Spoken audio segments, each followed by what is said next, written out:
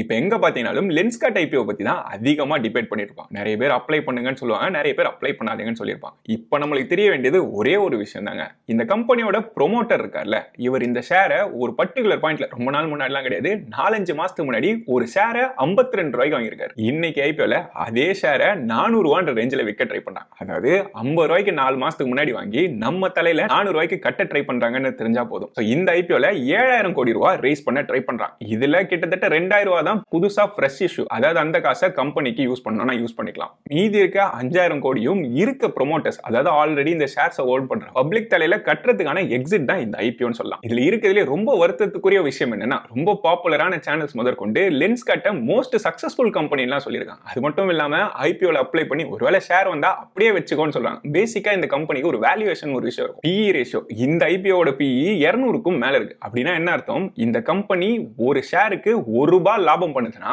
அந்த ஷேரை 230 ரூபாய் கொடுத்து வாங்குறதுக்கு மக்கள் ரெடியா இருக்காங்கன்னு மீன் பண்ணுது. இன்ஃபேக்ட் இந்த கம்பெனி லாபமே பண்ணல. இதை நிறைய இன்ஃப்ளூயன்சர்ஸ் உங்களுக்கு ஆல்ரெடி சொல்லியிருப்பாங்க. இந்த கமெண்ட் பாருங்க, யாரோ சொன்னாருன்னு சொல்லிட்டு ஏதோ ஒரு ஷேர்ல இன்வெஸ்ட் பண்ணி 1.5 லட்சம் ரூபாய் நஷ்டப்பட்டு இருக்காரு. இந்த காசு எல்லாமே அவரோட பணம் தான். சோ டிசிஷனும் அவர்தான் இருக்கும். அதனால எப்பவுமே உங்களோட டிசிஷனை நீங்க தான் பார்த்து எடுக்கணும்.